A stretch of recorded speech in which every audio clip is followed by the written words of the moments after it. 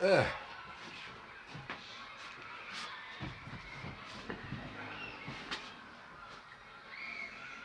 Alors, je poursuis une discussion que nous avons entamée pendant ce week-end dans le cadre du Café Philomène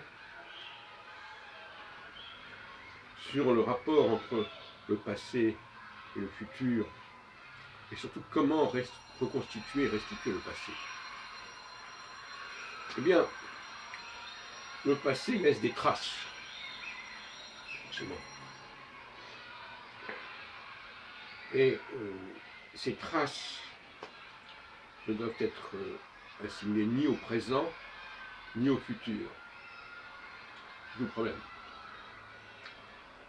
Parce que face à des traces, nous pouvons penser que ce ne sont pas des traces, que c'est un commencement de quelque chose. Comment distinguer dans une trace ce qui reste du passé et ce qui préfigure de l'avenir, ce qui est un résidu ou ce qui est un embryon? That is the question. Et c'est un débat fondamental.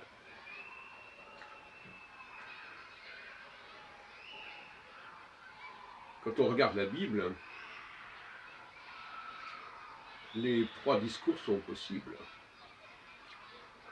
Certains y voient une préfiguration de quelque chose qui n'a pas encore abouti, qui est encore informe, et qui va être accompli, qui va être abouti, enfin. Et d'autres y voient au contraire, comme moi, les traces d'un processus ancien qui n'aura fait que se dégrader.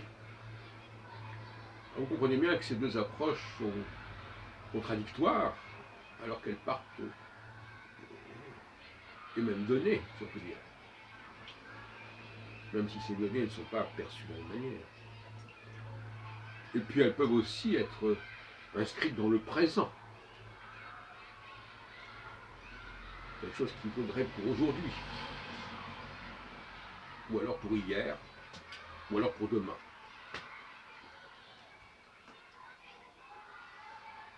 Voilà le débat qui se présente à mes yeux.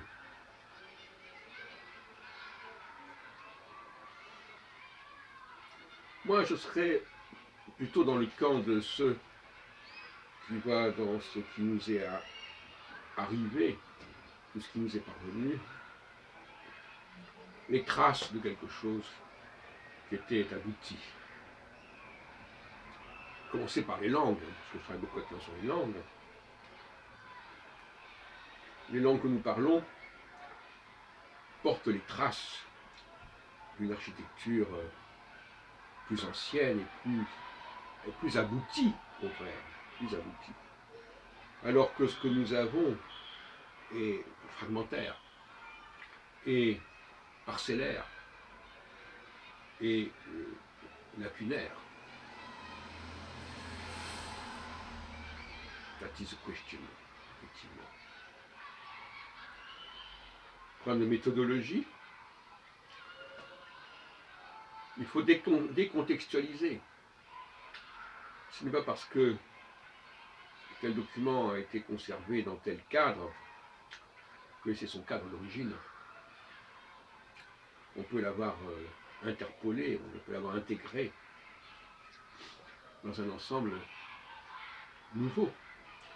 C'est vrai aussi pour les personnes qui se trouvent dans un lieu donné. Parce que ces personnes sont forcément, appartiennent forcément à ce lieu. Où est-ce qu'on les a? On les y a mis. Eh bien, la question qui se pose au niveau des gens peut se poser tout à fait au niveau des textes.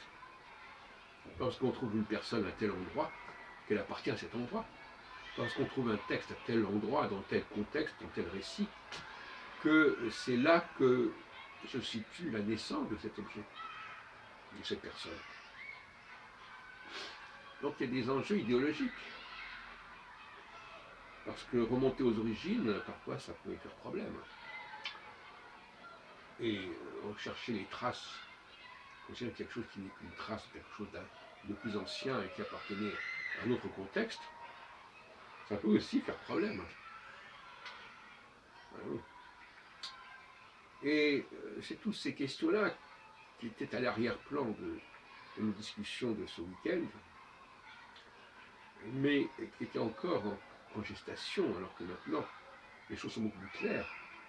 Et j'aurais pu poser, et d'ailleurs je devrais poser les questions autrement, d'une autre manière, parce que je n'avais pas perçu tous les tenants et les aboutissants.